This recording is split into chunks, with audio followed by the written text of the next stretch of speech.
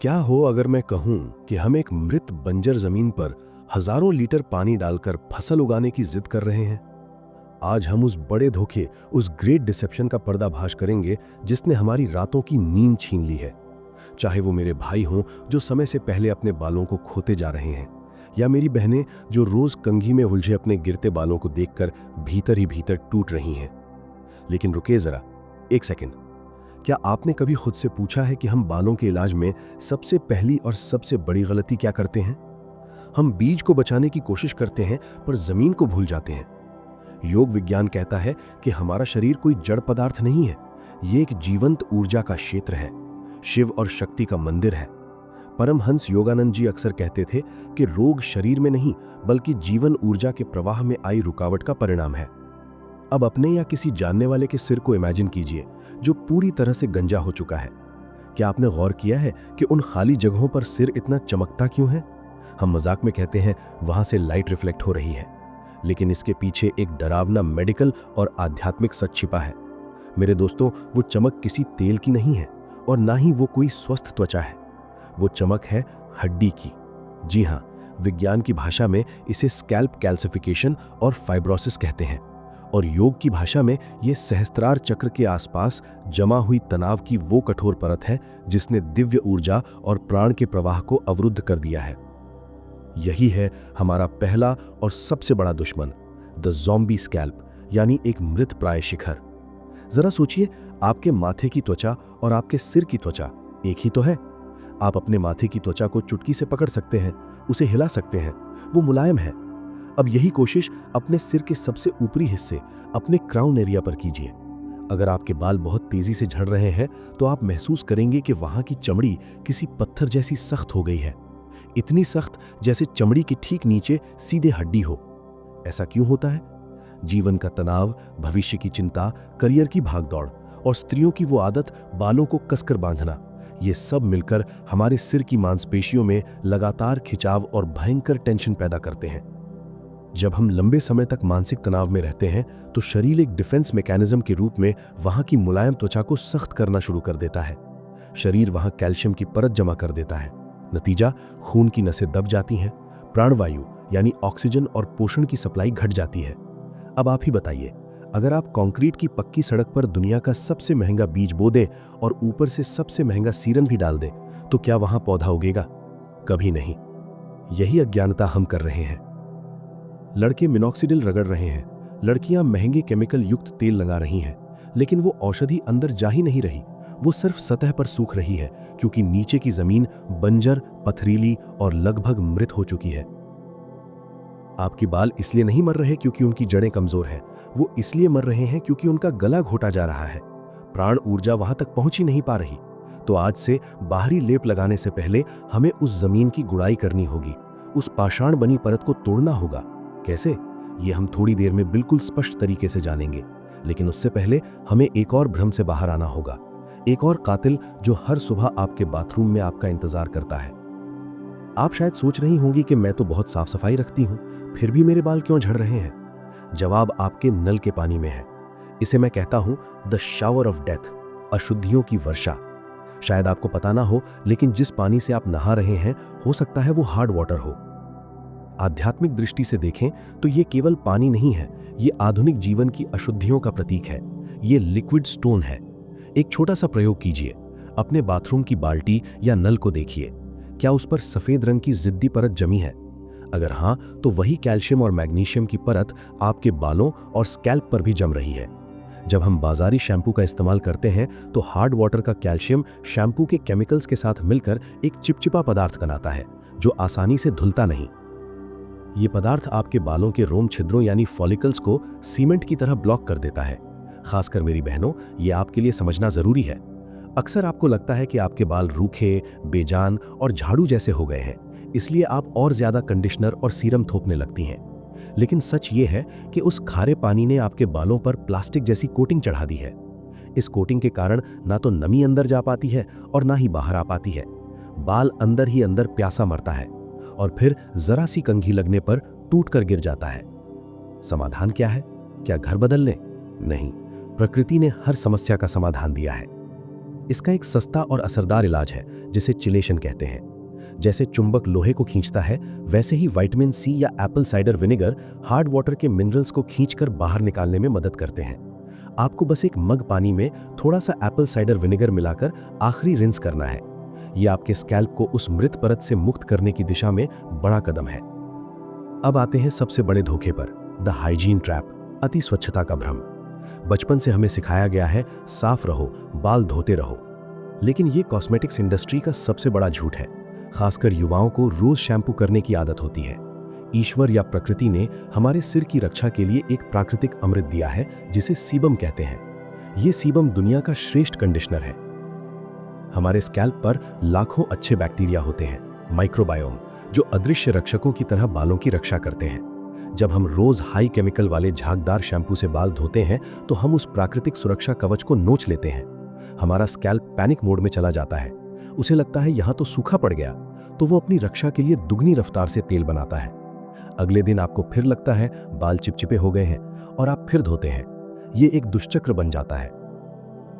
असलियत यह है कि बाल गंदे होने से नहीं झड़ते, बल्कि प्रकृति के नियमों के विरुद्ध जाकर अति साफ करने से झड़ते हैं। अब हम उस कातिल की बात करेंगे जो बाहर नहीं, आपके भीतर बैठा है। क्या आपने सोचा है कि आप हजारों रुपए के सप्लीमेंट्स खा रहे हैं, सबसे अच्छी डाइट ले रहे हैं, फिर भी बाल क्यों नहीं उग रहे? जवाब आपके डीएनए में नहीं, आपकी प्लेट और आपके पेट में है। चलिए शरीर के ब्रह्मांड के भीतर चलते हैं। पहला कारण, the sugar and insulin war, चीनी और इंसुलिन का युद्ध। हम सब ने सुन रखा है कि गंजापन जेनेटिक होता है। ये आधा सच है। सच ये है कि आप अपने जेनेटिक्स को अपनी गलत डाइट से ट्रिगर कर रहे हैं। जब भी आप जरूरत से ज्यादा मीठा, रिफाइंड मैदा या सॉफ्ट ड्रिंक्स लेते हैं, आपके खून में शुगर की बाढ़ आ जाती है। उसे संभालने के लिए शरीर इंसुलिन छोड़ता है। जब शरीर में लगातार इंसुलिन बढ़ा रहता है तो इंसुलिन रेजिस्टेंस पैदा होता है और ये आपके एंडोक्राइन सिस्टम को असंतुलित कर देता है। ये बढ़ा हुआ इंसुलिन एक एंजाइम 5 अल्फा रिडक्टेज को संकेत देता है कि वो टेस्टोस्टेरॉन को डीएचटी में बदले। डीएचटी वो विलन है जो बालों की जड़ों को सिकोड़कर कमजोर करता है। तो अगली बार जब आप वो एक्स्ट्रा मिठाई खाएं तो याद रखिएगा, आप स्वाद नहीं ले रहे, आप उस आग को ईंधन दे रहे हैं जो आपकी ही जड़ों को जला रही है। गंजापन सिर्फ सिर की नहीं, मेटाबॉलिज्म की भी कहानी है। दूसरा कारण, द गट फॉलिकल कनेक्शन, पेट और बालों का सीधा रिश्ता। योग में कहा गया है कि मणिपुर चक्र, नाभि केंद्र, हमारे शरीर की अग्नि है। अगर आपका पेट साफ नहीं है, अगर आपकी आंतें बीमार हैं, तो दुनिया का कोई भी विटामिन आपके बालों को नहीं बचा सकता। हम में से कितने लोग बायोटीन और मल्टीविटामिन की गोलियां टॉफी की तरह खाते हैं? नतीजा शून्य। क्यों?